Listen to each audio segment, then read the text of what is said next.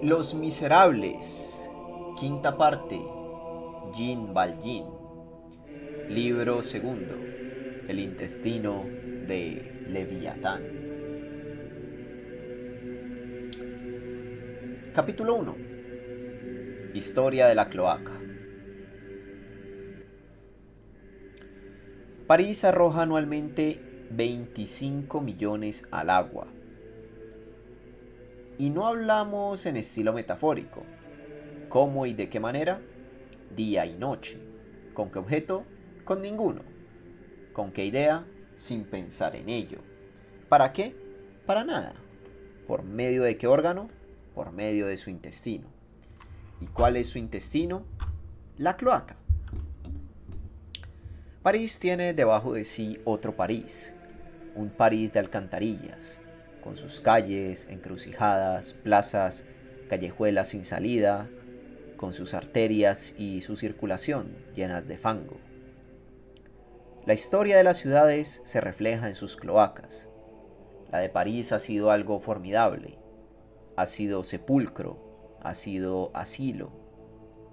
El crimen, la inteligencia, la protesta social, la libertad de conciencia, el pensamiento, el robo, todo lo que las leyes humanas persiguen, se ha ocultado en ese hoyo. Hasta ha sido sucursal de la corte de los milagros.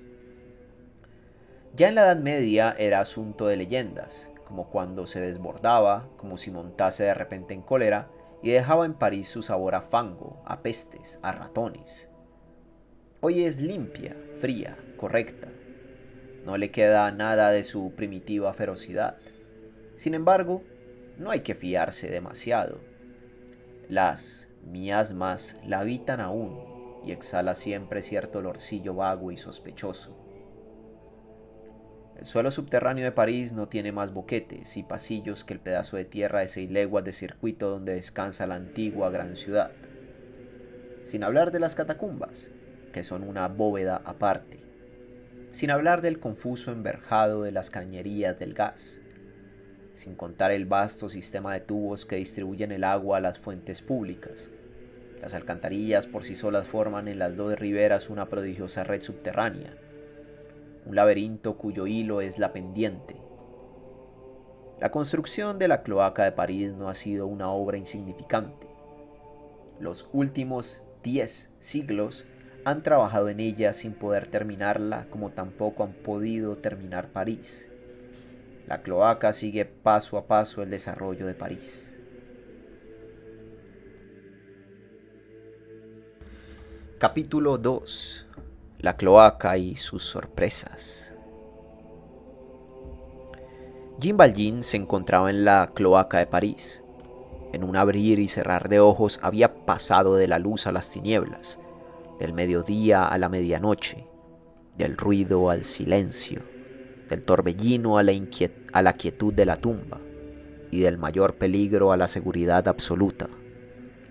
Qué instante tan extraño aquel cuando cambió la calle donde en todos lados veía la muerte, por una especie de sepulcro donde debía encontrar la vida. Permaneció algunos segundos como aturdido, escuchando, estupefacto. Se había abierto de improviso ante sus pies la trampa de salvación que la bondad divina le ofreció en el momento crucial. Entretanto, el herido no se movía, y Jean Valjean ignoraba si lo que llevaba consigo a aquella fosa era un vivo o un muerto. Su primera sensación fue la de que estaba ciego. Repentinamente se dio cuenta de que no veía nada. Le pareció también que en un segundo se había quedado sordo. No oía el menor ruido. El huracán frenético de sangre y de venganza que se desencadenaba a algunos pasos de allí llegaba a él, gracias al espesor de la tierra que lo separaba del teatro de los acontecimientos, apagado y confuso, como un rumor en una profundidad. Lo único que supo fue que pisaba en suelo sólido, y le bastó con eso. Extendió un brazo, luego otro, y tocó la pared a ambos lados, de donde infirió que el pasillo era estrecho. Resbaló y dedujo que la baldosa estaba mojada. Adelantó un pie con precaución, temiendo encontrar un agujero, un pozo perdido, algún precipicio, y así se cercioró de que el embaldosado se prolongaba. Una bocanada de aire fétido le indicó cuál era su mansión actual. Al cabo de algunos instantes empezó a ver. Un poco de luz caía del respiradero por donde había entrado, y ya su mirada se había acostumbrado a la cueva. Calculó que los soldados bien podían ver también la reja que él descubriera debajo de los adoquines. No había que perder un minuto. Recogió a Marius del suelo, se lo echó a cuestas y se puso en marcha, penetrando resueltamente en aquella oscuridad. La verdad es que estaban menos a salvo de lo que Jean Valjean creía. ¿Cómo orientarse en aquel negro laberinto? El hilo de este laberinto es la pendiente. Siguiéndola se va al río. Jean Valjean lo comprendió de inmediato. Pensó que estaba probablemente en la cloaca del mercado, que si tomaba a la izquierda y seguía la pendiente llegaría antes de un cuarto de hora a alguna boca junto al Sena, es decir, que aparecería en pleno día en el punto más concurrido de París. Los transeúntes, al ver salir del suelo bajo sus pies a dos hombres ensangrentados, se asustarían. Acudirían los soldados y antes de estar fuera se les habría ya echado mano. Era preferible internarse en el laberinto, fiarse de la oscuridad y encomendarse a la providencia en lo que respecta a la salida. Subió la pendiente y tomó a la derecha. Cuando hubo doblado la esquina de la galería, la lejana claridad del respiradero desapareció. La cortina de tinieblas volvió a caer ante él y de nuevo quedó ciego. No obstante, poco a poco, sea que otros respiraderos lejanos enviaran alguna luz, sea que sus ojos se acostumbraran a la oscuridad, empezó a entrever confusamente tanto la pared que tocaba como la bóveda por debajo de la cual pasaba. La pupila se dilataba en las tinieblas y concluye por percibir claridad, del mismo modo que el alma se dilata en la desgracia y termina por encontrar en ella a Dios. Era difícil dirigir el rumbo. Estaba obligado a encontrar y casi a inventar su camino sin verlo. En ese paraje desconocido, cada paso que daba podía ser el último de su vida. ¿Cómo salir? ¿Morirían allí Marius de hemorragia y el de hambre? A ninguna de estas preguntas sabía qué responder. De repente, cuando menos lo esperaba y sin haber cesado de caminar en línea recta, notó que ya no subía. El agua del arroyo le golpeaba en los talones y no en la punta de los pies. La alcantarilla bajaba ahora. ¿Por qué? ¿Iría a llegar de improviso al Sena? Este peligro era grande, pero era mayor el de retroceder. Siguió avanzando. No se dirigía al Sena. La curva que hace el suelo de París en la ribera derecha vacía una de sus vertientes en el Sena y la otra en la Gran Cloaca. Hacia allá se dirigía Jean Valjean. Estaba en el buen camino, pero no lo sabía. De repente oyó sobre su cabeza el ruido de un trueno lejano pero continuo. Eran los carruajes que rodaban. Según sus cálculos, hacía media hora poco más o menos que caminaba, y no había pensado aún en descansar, contentándose con mudar la mano que sostenía Marius. La oscuridad era más profunda que nunca, pero esta oscuridad lo tranquilizaba. De súbito vio su sombra delante de sí. Destacábase sobre un rojo claro que teñía vagamente el piso y la bóveda, y que resbalaba a derecha e izquierda por las dos paredes viscosas del corredor. Se volvió lleno de asombro. Detrás de él, en la parte del pasillo que acababa de dejar y a una distancia que le pareció inmensa, resplandecía rasgando las tinieblas una especie de astro horrible que parecía mirarlo. Era el lúgubre farol de la policía que alumbraba la cloaca. Detrás del farol se movían confusamente 8 o 10 formas negras, rectas, vagas y terribles. Y es que ese 6 de junio se dispuso una batida de la alcantarilla porque se temía que los vencidos se refugiaran en ella. Los policías estaban armados de carabinas, garrotes, espadas y puñales. Lo que en aquel momento reflejaba la luz sobre Jean Valjean era la linterna de la ronda del sector. Habían escuchado un ruido y registraban el callejón. Fue un minuto de indecible angustia. Felizmente, aunque él veía bien la linterna, ésta le veía a él mal, pues estaba muy lejos y confundido en el fondo oscuro del subterráneo. Se pegó a la pared y se detuvo. El ruido cesó. Los hombres de la ronda escuchaban y no oían, miraban y no veían. El sargento dio la orden de torcer a la izquierda y dirigirse a la vertiente del Sena. El silencio volvió a ser profundo, la oscuridad completa. La ceguedad y la sordera se posesionaron otra vez de las tinieblas. Y Jean Valjean, sin osar moverse, permaneció largo rato contra la pared, con el oído atento, la pupila dilatada, mirando alejarse esa patrulla de fantasmas. Capítulo 3. La pista perdida. Preciso es hacer a la policía de aquel tiempo la justicia de decir que, aun en las circunstancias públicas más graves, cumplía imperturbablemente su deber de inspección y vigilancia. Un motín no era a sus ojos un pretexto para aflojar la rienda a los malhechores.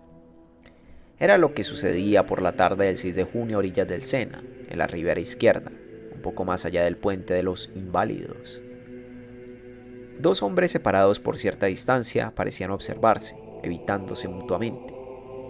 A medida que el que iba adelante procuraba alejarse, se empeñaba el que iba detrás en vigilarlo más de cerca.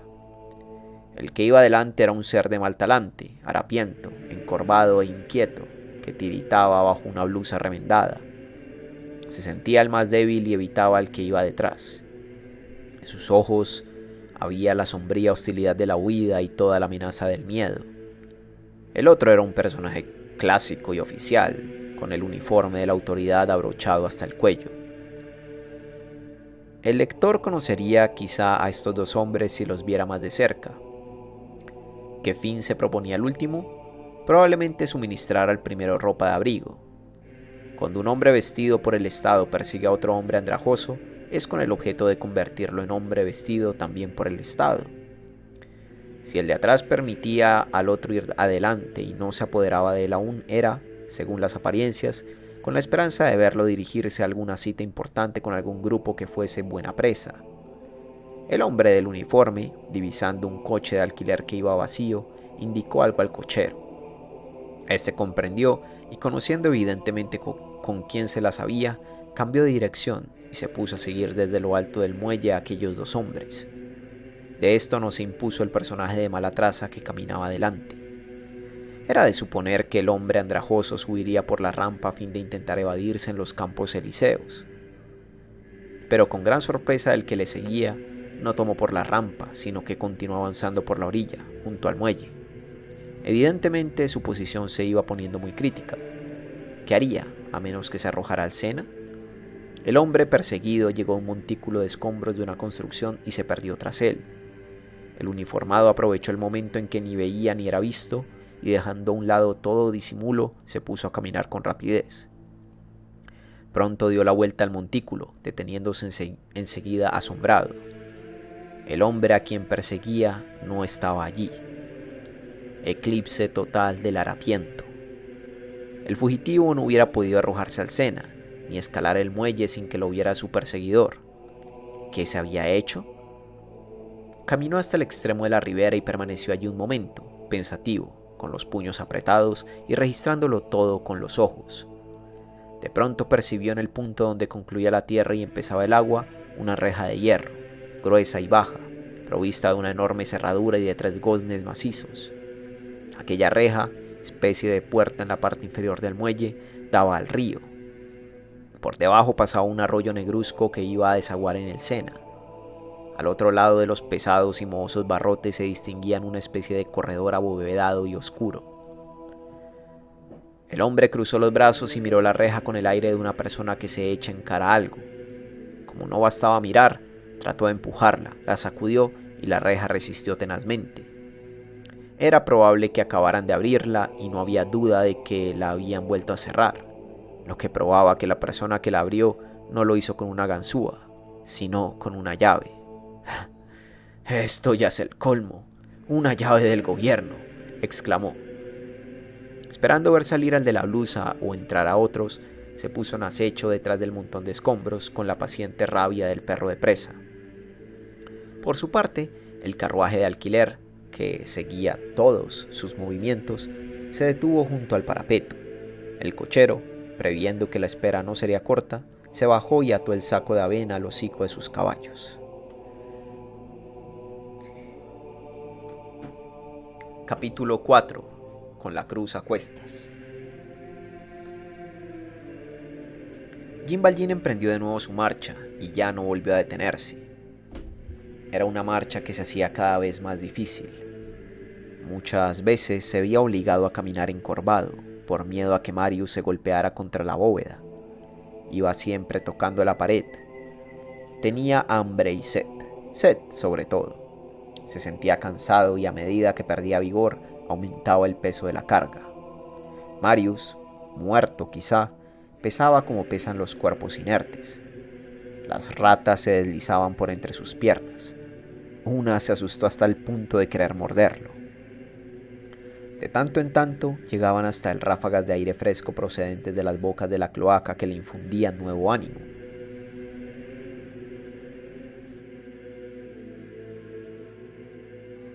Podrían ser las 3 de la tarde cuando entró en la alcantarilla del centro.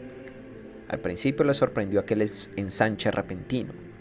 Se encontró bruscamente en una galería cuyas dos paredes no tocaba con los brazos extendidos y bajo una bóveda mucho más alta que él. Pensó, sin embargo, que la situación era grave y que necesitaba a todo trance llegar al Sena, o lo que equivalía a lo mismo, bajar. Torció pues a la izquierda. Su instinto le guió perfectamente. Bajar era, en efecto, la única salvación posible. Se detuvo un momento. Estaba muy cansado. Un respiradero bastante ancho daba una luz casi viva. Jean Valjean, con la suavidad de un hermano con su hermano herido, colocó a Marius en la banqueta de la alcantarilla. El rostro ensangrentado del joven apareció a la luz pálida como si estuviera en el fondo de una tumba.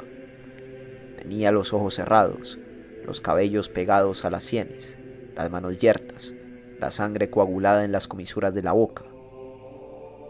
Puso la mano en su pecho y vio que el corazón latía aún. Rasgó la camisa, vendó las heridas lo mejor que pudo y restañó la sangre que corría.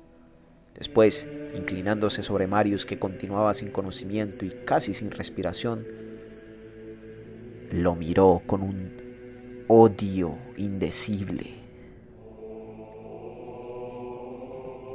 Al romper la camisa de Marius encontró en sus bolsillos dos cosas: un pan guardado desde la víspera y la cartera del joven. Se comió el pan y abrió la cartera. En la primera página vio las líneas escritas por Marius.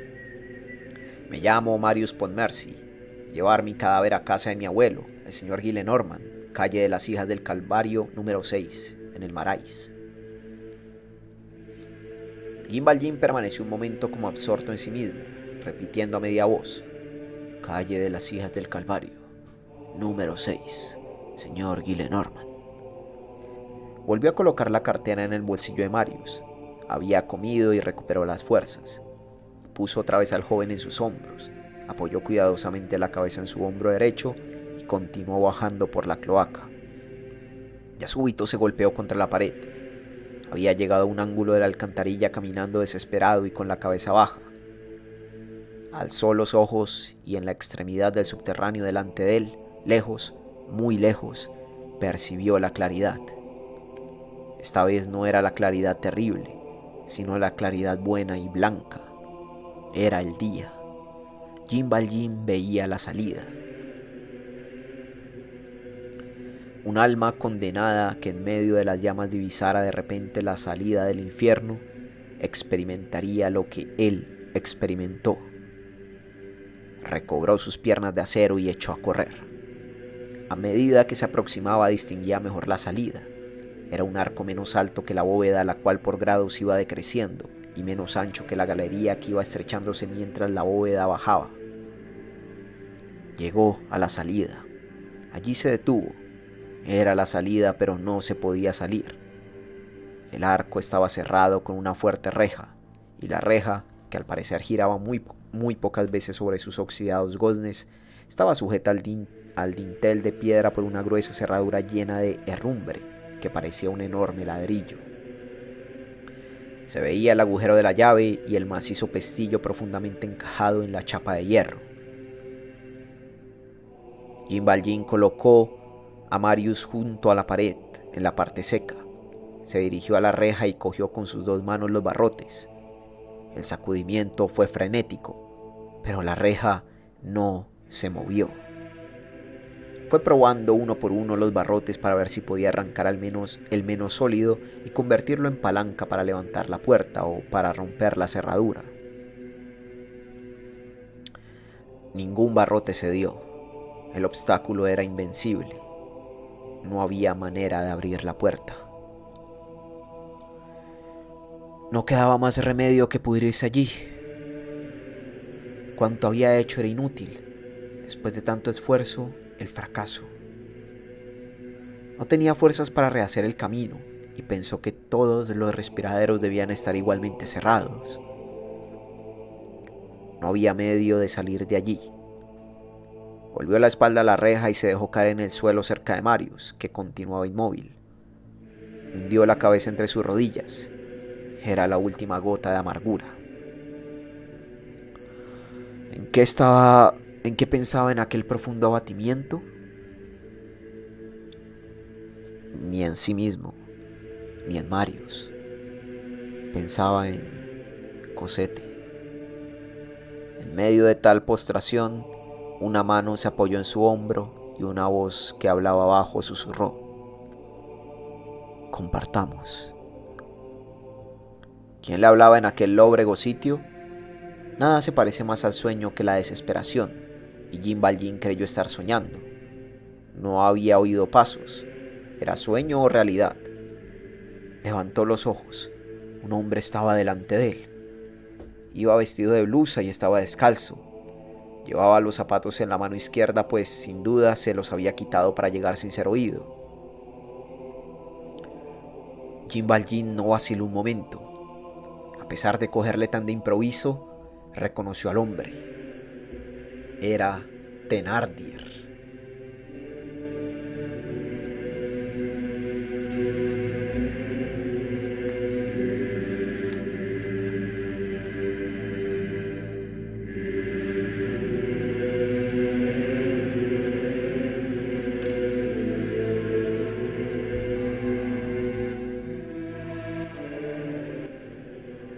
Recobró al instante toda su presencia de ánimo. La situación no podía empeorar, pues hay angustias que no tienen aumento posible, y ni el mismo Thénardier añadiría oscuridad a aquella tenebrosa noche. Thénardier guiñó los ojos tratando de reconocer al hombre que tenía delante de sí.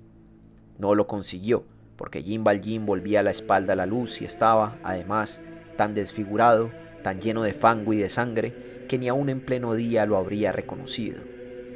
Al revés, Jean Valjean no tuvo dudas, pues el rostro de Thénardier estaba alumbrado por la luz de la reja. Esta desigualdad de posiciones bastaba para dar alguna ventaja a Jean Valjean en el misterioso duelo que iba a comenzar. El encuentro era entre Jean Valjean con máscara y Thénardier sin ella. Jean Valjean advirtió inmediatamente que Thénardier no lo reconocía. Thénardier habló primero. ¿Cómo pretende salir? Jean Valjean no contestó. Thénardier continuó. Es imposible abrir la puerta y, sin embargo, tienes que marcharte. Cierto. Pues bien, compartamos las ganancias. ¿Qué quieres decir? Has matado a ese hombre, es indudable. Yo tengo la llave. Thénardier indicaba con el dedo a Marius. No lo conozco, prosiguió, pero quiero ayudarte. Debes ser un camarada. Jean Valjean empezó a comprender. Thénardier lo tomaba por un asesino. Escucha, volvió a decir Thénardier, no habrás matado a ese hombre sin mirar lo que tenía en el bolsillo. Dame la mitad y lo abro la puerta. Sacando entonces a medias una enorme llave de debajo de su agujereada blusa, añadió: ¿Quieres ver lo que ha de proporcionarte la salida? Mira. Jim Valjean quedó atónito, no atreviéndose a creer en la realidad de lo que veía.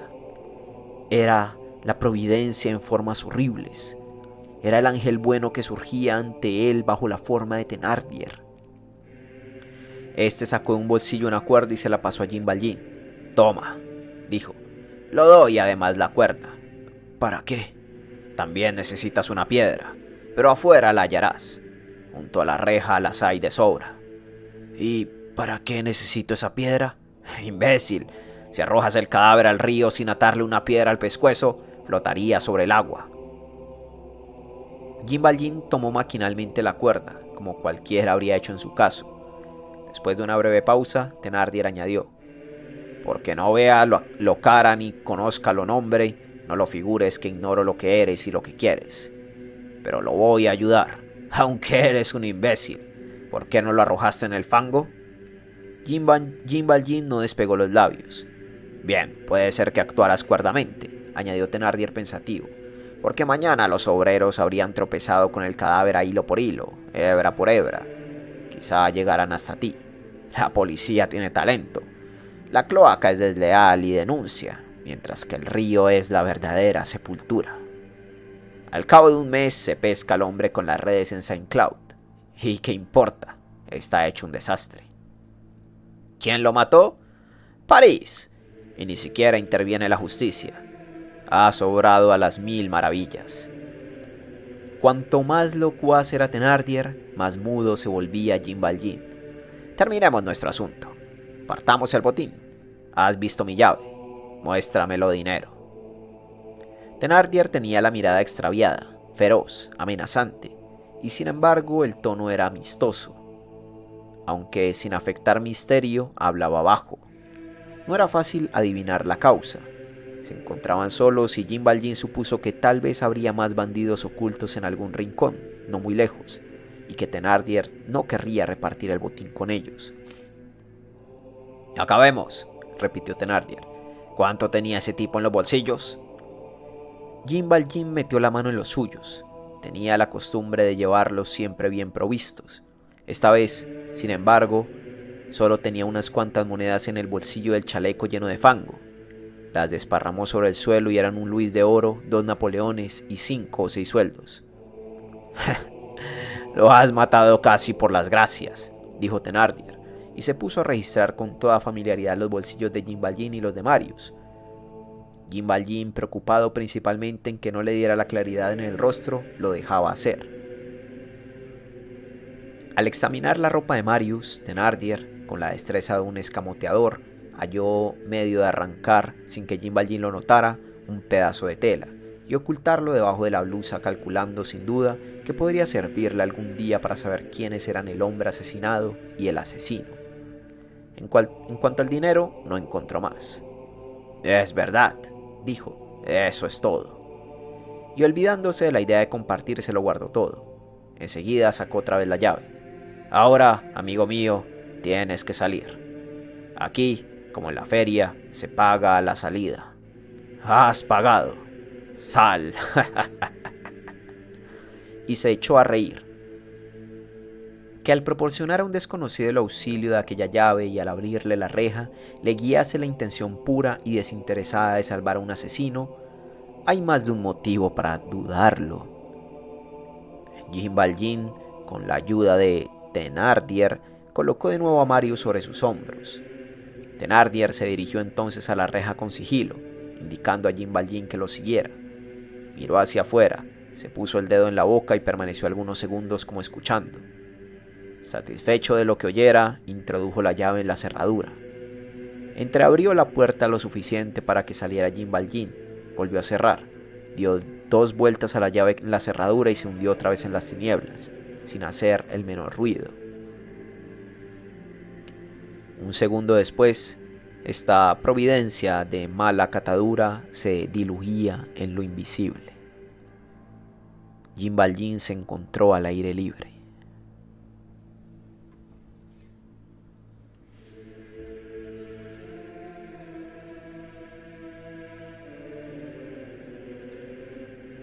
Capítulo 5. Marius parece muerto. Colocó a Marius en la ribera del Sena. estaban afuera. Detrás quedaban las miasmas, la oscuridad, el horror. Los inundaba ahora el aire puro, impregnado de alegría. La hora del crepúsculo había pasado y se acercaba a toda prisa la noche, libertadora y amiga de cuantos necesitan un manto de sombra para salir de alguna angustiosa situación. Durante algunos segundos se sintió Jean Valjean vencido por aquella serenidad augusta y grata. Hay ciertos minutos de olvido en que el padecimiento cesa de oprimir al miserable, en que la paz, cual si fuera la noche, cubre al soñador. Después, como si el sentimiento del deber lo despertara, se inclinó hacia Marius y, cogiendo agua en el hueco de la mano, le salpicó el rostro con algunas gotas. Los párpados de Marius no se movieron y, sin embargo, su boca entreabierta respiraba. Iba a introducir de nuevo la mano en el río cuando tuvo la sensación de que detrás suyo había alguien. Desde hacía poco había en efecto una persona detrás de él. Era un hombre de elevada estatura, envuelto en una levita larga y que llevaba en la mano derecha un garrote con puño de plomo. Estaba de pie, a muy corta distancia. Jean Valjean reconoció a Javert.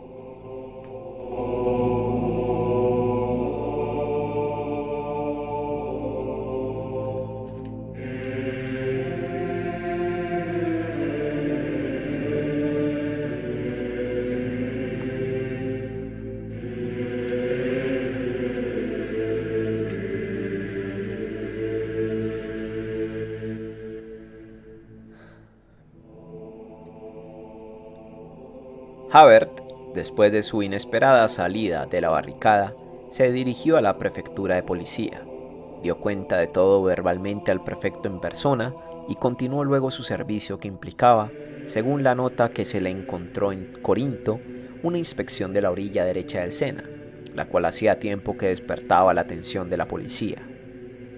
Allí había visto a Thénardier y se puso a seguirlo. Se comprenderá también que el abrir tan obsequiosamente aquella reja a Jean Valjean fue una hábil pérfida de Thénardier, que sabía que allí estaba Javert. El hombre espiado tiene un olfato que no lo engaña. Era preciso arrojar algo que roer a aquel sabueso. Un asesino. ¡Qué hallazgo!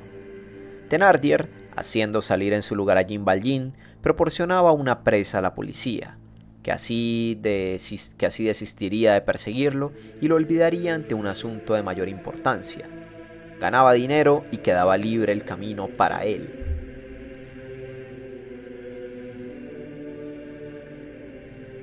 Javert no reconoció a Jean Valjean, que estaba desfigurado. «¿Quién sois?», preguntó con voz seca y tranquila.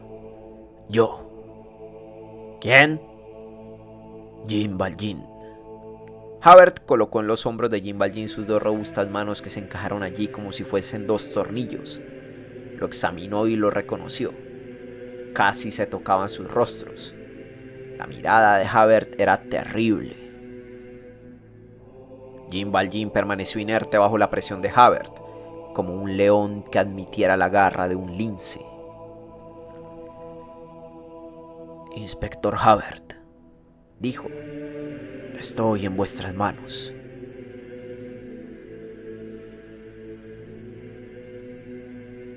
«Por otra parte, desde esta mañana me juzgo prisionero vuestro. No os he dado las señas de mi casa para tratar luego de evadirme. Detenedme. Solo os pido una cosa». Javert parecía no escuchar. Tenía clavadas en Jean Valjean sus pupilas, en una meditación feroz. Por fin lo soltó, se levantó de golpe, cogió de nuevo el garrote y como en un sueño murmuró, más bien que pronunció esta pregunta: «¿Qué hacéis ahí? ¿Quién es ese hombre?». Seguía sin tutear ya a Jean Valjean. Jean Valjean contestó y el tono de su voz pareció despertar a Javert. «Del que quería hablaros. Haced de mí lo que os plazca, pero antes ayudadme a llevarlo a su casa. Es todo lo que os pido». El rostro de Javert se contrajo, como le sucedía siempre que alguien parecía creerle capaz de una concesión. Sin embargo, no respondió negativamente. Sacó del bolsillo un pañuelo que humedeció en el agua y limpió la frente ensangrentada de Marius. Este hombre estaba en la barricada, dijo a media voz y como hablando consigo mismo. Es el que llamaban Marius. Cogió la mano de Marius y le tomó el pulso. Está herido, dijo Jean Valjean. Está muerto, dijo Javert. No todavía.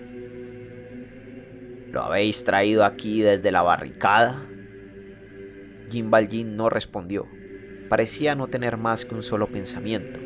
Vive, dijo, en la calle de las Hijas del Calvario, en casa de su abuelo. No me acuerdo cómo se llama. Sacó la cartera de Marius, la abrió en la página escrita y se la mostró a Javert. Este leyó las pocas líneas escritas por Marius y dijo entre dientes: Gillenormand, calle de las Hijas del Calvario, número 6. Luego gritó: ¡Cochero! Y se guardó la cartera de Marius. Un momento después, el carruaje estaba en la ribera. Marius fue colocado en el asiento del fondo y Javert y Jean Valjean ocuparon el asiento delantero.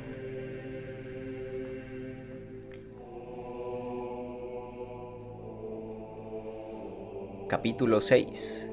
La vuelta del hijo pródigo.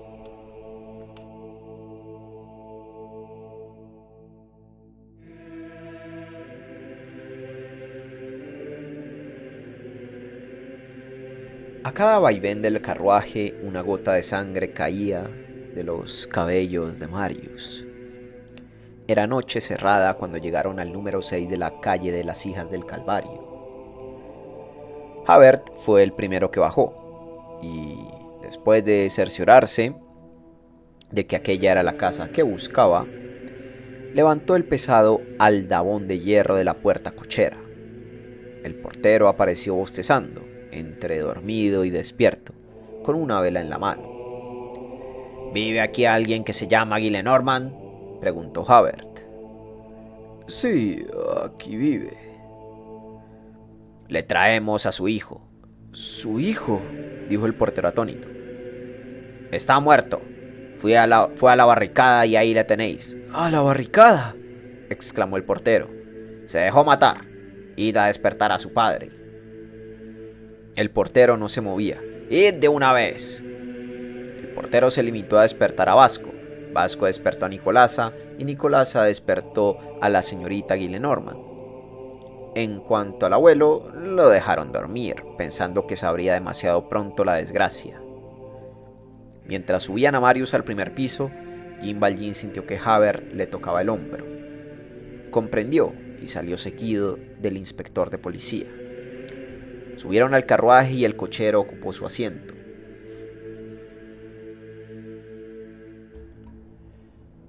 Inspector Javert, dijo Jean Valjean, concededme otra cosa. ¿Cuál?, preguntó con dureza Javert.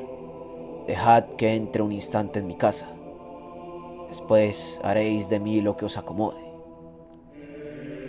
Javert permaneció algunos segundos en silencio, con la barba hundida en el cuello de su abrigo. Luego corrió el cristal delantero y dijo: ¡Cochero! Calle del Hombre Armado, número 7. No volvieron a despegar los labios en todo el camino. ¿Qué quería Jean Valjean? Acabar lo que había principiado, advertir a Cosette, decirle dónde estaba Marius, darle quizá alguna otra indicación útil, tomar, si podía, ciertas disposiciones supremas. En cuanto a él, en cuanto a lo que le concernía personalmente, era asunto concluido. Javert lo había capturado y no se resistía. A la entrada de la calle del Hombre Armado, el coche se detuvo. Javert y Jean Valjean descendieron. Javert despidió al carruaje.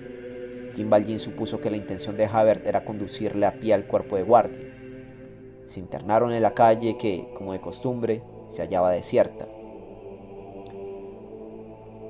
Llegaron al número 7. Jean Valjean llamó y se abrió la puerta. «Está bien», dijo Javert, «subid». Y añadió con extraña expresión y como si le costase esfuerzo hablar así: «Os aguardo». Jean Valjean miró a Javert. Aquel modo de obrar desdecía los hábitos del inspector de policía, pero resuelto como se mostraba a entregarse y a acabar de una vez, no debía sorprenderle mucho que Javert tuviese en aquel caso cierta confianza altiva, la confianza del gato que concede al ratón una libertad de la longitud de su garra. Subió al primer piso. Una vez allí hizo una corta pausa. Todas las vías dolorosas tienen sus estaciones. La ventana de la escalera, que era de una sola pieza, estaba corrida. Como en muchas casas antiguas, la escalera tenía vista a la calle. El farol situado enfrente de la casa número 7 comunicaba alguna claridad a los escalones, lo que equivalía a un ahorro de alumbrado. Jean Valjean, sea para respirar, sea maquinalmente, sacó la cabeza por la ventana y miró la calle, que es corta y bien iluminada. Quedó atónito. No se veía a nadie.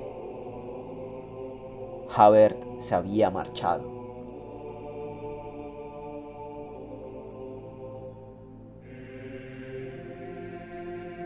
Capítulo 7. El abuelo. Marius seguía inmóvil en el canapé donde lo habían tendido a su llegada. El médico estaba ya allí. Lo examinó y, después de cerciorarse de que continuaban los latidos del pulso, de que el joven no tenía en el pecho ninguna herida profunda y de que la sangre de los labios provenían de las fosas nasales, lo hizo colocar en una cama, sin almohada, con la cabeza a nivel del cuerpo y aún algo más baja y el busto desnudo, a fin de facilitar la respiración. El cuerpo no había recibido ninguna lesión interior. Una bala, amortiguada al dar en la cartera, se había desviado y, al correrse por las costillas, había abierto una herida de feo aspecto, pero sin profundidad y, por consiguiente, sin peligro. El largo paseo subterráneo había acabado de dislocar la clavícula rota y esto presentaba serias complicaciones. Tenía los brazos acuchillados, pero ningún tajo desfiguraba su rostro. Sin embargo, la cabeza estaba cubierta de heridas. ¿Serían peligrosas estas heridas? ¿Eran superficiales? ¿Llegaban al cráneo? No se podía decir aún. El médico parecía meditar tristemente. De tiempo en tiempo hacía una señal negativa con la cabeza, como si respondiera a alguna pregunta interior. Estos misteriosos diálogos del médico consigo mismo son mala señal para el enfermo. En el momento en que limpiaba el rostro y tocaba apenas con el dedo los párpados siempre cerrados de Marius, la puerta del fondo se abrió y apareció en el umbral una figura alta y pálida. Era el abuelo. Sorprendido de ver luz a través de la puerta, se dirigió a tientas hacia el salón. Vio la cama y sobre el colchón a aquel joven ensangrentado, blanco como la cera, con los ojos cerrados, la boca abierta, los labios descoloridos, desnudo hasta la cintura, lleno de heridas, inmóvil y rodeado de luces. El abuelo sintió de los pies a la cabeza un estremecimiento. Se le oyó susurrar: «Marius». «Señor», dijo Vasco, «acaban de traer al señorito. Estaba en la barricada y... ¡ha muerto!», gritó el anciano con voz terrible. «¡Ah! ¡Bandido!». Se retorció las manos, prorrumpiendo en una carcajada espantosa. «Está muerto, está muerto. Se ha dejado matar en las barricadas. Por odio a mí, por venganza de mí. ¡Ah! Sanguinario. Ved cómo vuelve a casa de su abuelo. Miserable de mí. Está muerto». Se dirigió a la ventana, abrió las dos hojas como si se ahogara. «Traspasado, acuchillado, degollado, exterminado, cortado en trazos, ¿no lo veis? Tunante, sabía que lo esperaba, que había hecho arreglar su cuarto y colgarle a la cabecera de mi cama su retrato de cuando era niño. Sabía que no tenía más que volver y que no he cesado de llamarlo en tantos años, y que todas las noches me sentaba a la lumbre con las manos en las rodillas, no sabiendo qué hacer, y que por él me había convertido en un imbécil. ¿Sabías esto? ¿Sabías que con solo entrar y decir soy yo, eras el amo y yo lo obedecería, y dispondrías a lo antojo del bobalicón del abuelo, y lo has ido a las barricadas. Uno se acuesta y duerme tranquilo, pero a encontrarse al despertar con que su nieto está muerto.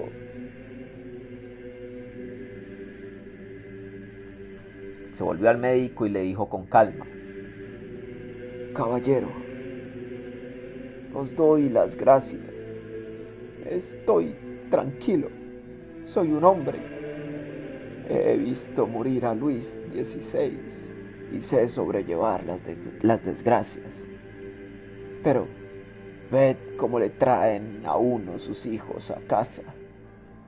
Es abominable. Muerto antes que yo y en una barricada. ¡Ah!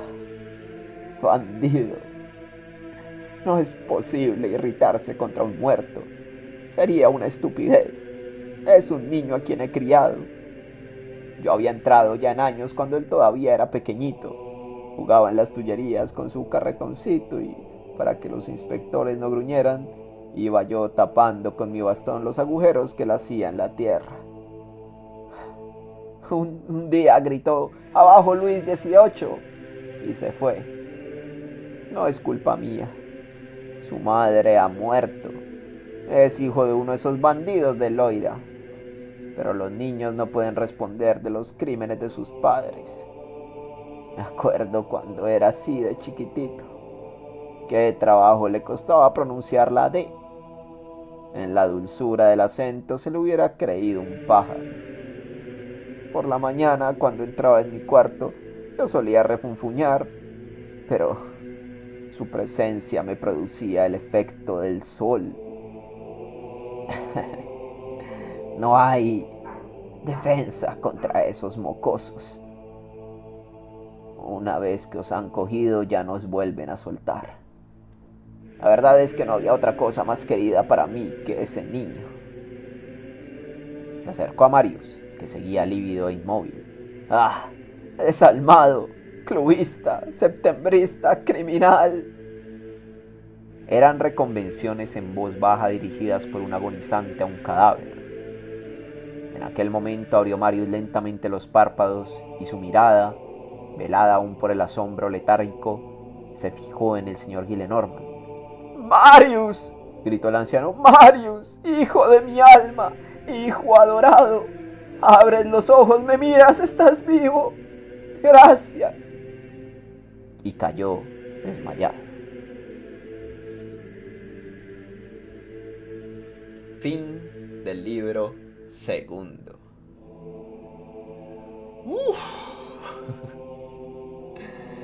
Si te ha gustado esta narración, suscríbete, comparte el video, vuélvete miembro del canal de YouTube, apóyame por medio de PayPal, una suscripción en Twitch también vendría genial.